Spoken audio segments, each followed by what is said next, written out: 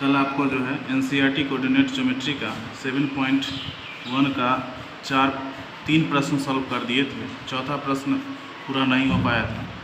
तो चौथा प्रश्न इस प्रकार है कि बिंदु 5, -2, 6, 4 एवं 7, -2 एक समद्विबाहु त्रिभुज के शीर्ष हैं। तो इसको सिद्ध करना है कि ये समद्विबाहु त्रिभुज के शीर्ष है। इसके लिए एक त्रिभुज की रचना कर लेते हैं, ABC। इसमें समद्विबाहु त्रिभुज में होता है कि दो भुजाएं बराबर होनी चाहिए। तो इसको बिंदु A मान लेते हैं, जैसे में A लिख लेते हैं 5, -2, B हो गया 6, 4 और C हो गया 7, -2। अब इसमें बारी बारी से सभी को ज्ञात कर लेते हैं। दूरी ज्ञात करते हैं, तो AB की दूरी ज्ञात करते हैं, तो x1 - x2 का स्क्वायर प्लस y1 - y2 का स्क्वायर। इसको करते हैं तो यहाँ हो जाएगा x1 का वैल्यू 5 और ये x2 का वैल्यू 6, इसका स्क्वायर प्लस y1 का वैल्यू -2 और y2 का वैल्यू माइनस फार्मूला से y2 का वैल्यू 4 है तो 4 का स्क्वायर। इसको सॉल्व करेंगे तो -1 का स्क्वायर और प्लस हो जाएगा -6 का स्क्वायर।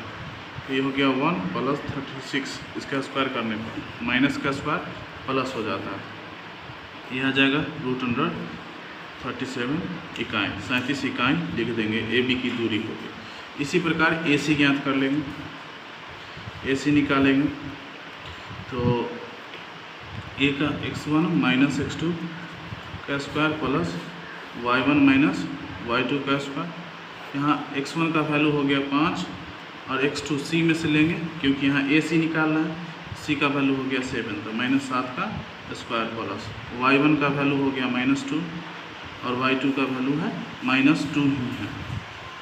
तो चूँकि एक फार्मूला से माइनस होता है और एक इसका वैल्यू -2 है तो डबल ब्रैकेट हो गया, इसलिए मध्यम ब्रैकेट का स्क्वायर करना पड़ेगा बराबर। इसको सब्सट्रैक्ट करेंगे तो -2 का स्क्वायर प्लस ये हो जाएगा -2 और ये माइनस +2 का स्क्वायर। तो ये हो जाएगा 2 का स्क्वायर 4 प्लस ये तो घट के 0 हो जाएगा तो 0 का स्क्वायर लिखने की ज़रूरत भी नहीं, ये 0 प्लस में 4, इसका वर्गमूल हो गया 2 इकाई।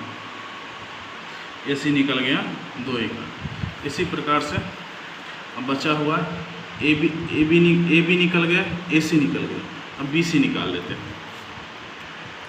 BC निकालते हैं, BC बराबर √x1 - x2 का स्क्वायर प्लस y1 - y2 का स्क्वायर।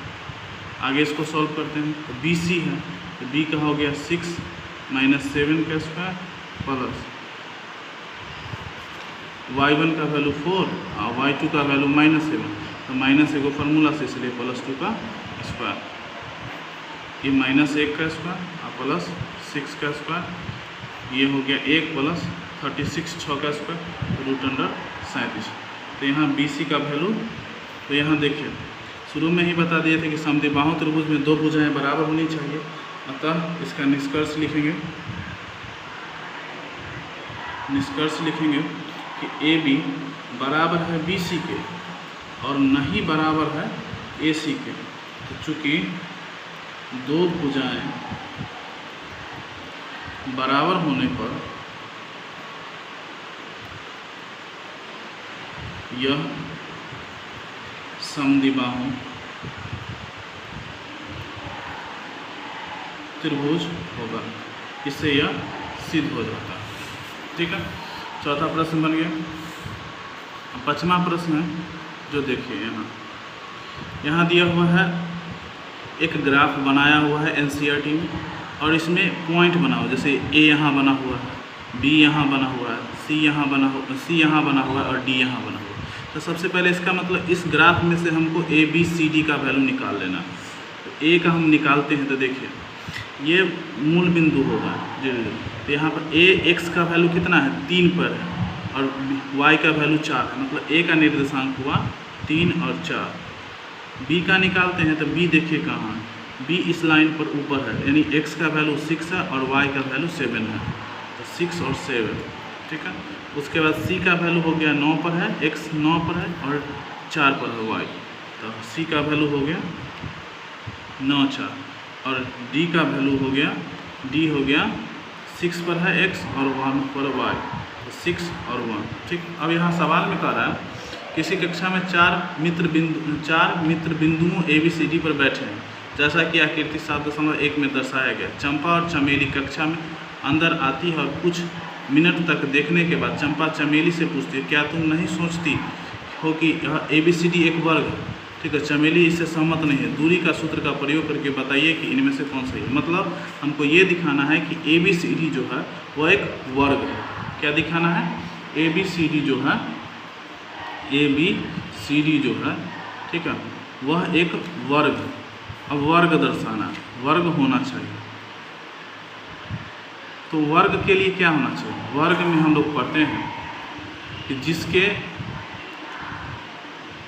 सभी भुजा बराबर हो, अर्थात AB बराबर BC बराबर CD बराबर AD होना चाहिए। मतलब ये सभी मान बराबर होना चाहिए। अब बारी बारी से सभी का दूरी ज्ञात कर लेते हैं और देखते हैं कि होता है कि नहीं। तो सर सबसे पहले AB निकालते हैं। फार्मूला लिख देते हैं, x1 माइनस x2 का square plus y1 minus y2 का स्क्वायर। अब x1 का वैल्यू AB ले रहे हैं तो x1 का वैल्यू 3 और x2 का वैल्यू 6 का स्क्वायर प्लस y1 का वैल्यू 4 माइनस और y2 का वैल्यू 7। इसको स्क्वायर करने पर ये -3 का स्क्वायर हो जाएगा और प्लस ये भी -3 का स्क्वायर हो जाएगा। ये हो जाएगा 9, ये भी हो जाएगा 9। मतलब रूट अंडर इसको हम 3√2 इकाई भी लिख सकते हैं। कैसे लिखेंगे? तो इस 18 को 2 गुने 3 गुने 3 करेंगे तो ये 3 बाहर आ जाएगा, इसलिए 2। AB निकाल लिए, BC निकाल लेते हैं। BC निकालेंगे, फार्मूला लगाएंगे वही x1 दूरी का फार्मूला से, y1 माइनस y2 का स्क्वायर। अब आगे देखें, x1 का वैल्यू हो गया 6 और x2 का वैल्यू हो गया 9। BC ले रहे हैं इसलिए BC से ही मान लेंगे प्लस स्क्वायर, और y1 का वैल्यू 7 माइनस 4 का स्क्वायर। इसको घटा लेंगे तो -3 का स्क्वायर, इसको भी घटाएंगे तो ये +3, 7 में से 4 गया तो +3 का स्क्वायर। आगे इसको सॉल्व करेंगे तो ये 9, ये भी 9, अर्थात इसको भी हम 18 लिखेंगे और इसको भी लिख सकते हैं 3√2। मतलब BC का मान हमको निकल गया 3√2 का। AB निकल गया, BC निकल गया। अब बचा हुआ है CD निकालना। तो CD निकालते हैं, root under x1 minus x2 का square plus y1 minus y2 का स्क्वायर।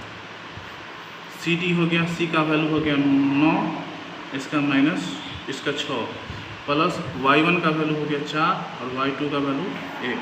ये घट के हो जाएगा 3 का स्क्वायर और प्लस ये हो जाएगा ये भी 3 का स्क्वायर। तो रूट अंडर ये भी 9, ये भी 9, तो ये भी 18 हो गया। मतलब ये इसको भी हम लिख सकते हैं 3√2 इकाई। AB निकल गया, BC निकल गया और CD भी निकल गया। अभी तक तीनों का मान जो है वो समान आ रहा है। अब निकालना बचा हुआ है AD। अब AD निकालिए, इसका हो गया x1 माइनस x2 का स्क्वायर, y2 का स्क्वायर। x1 का वैल्यू हो गया, AD है, A और D का मान लेना, तो 3 प्लस 4 माइनस 1 का स्क्वायर, -3 का स्क्वायर प्लस ये 3 का स्क्वायर, ये 9, ये भी 9, ये भी 18। इसको भी हम लिख सकते हैं 3√2। इस प्रकार से हमने देखा कि AB का मान भी 3√2, BC का मान भी 3√2 और CD का मान भी 3√2, AD का मान भी 3√2, अर्थात सभी मान बराबर हो गया। सभी मान बराबर हो गया तो पहले ही बता चुके हैं कि यदि AB बराबर BC बराबर CD बराबर AD हो जाए तो यह ABCD एक वर्ग होगा। ठीक है। छठा सवाल, इसमें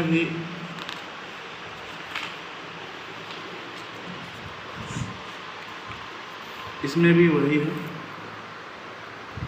4 बिंदुएं दी हुई, -1, -2, B 1 0, C C -1, 2 D -3, 0। इसमें भी क्वेश्चन यही पूछ रहा है कि निम्नलिखित बिंदुओं द्वारा बनने पर चतुर्भुज के प्रकार हैं।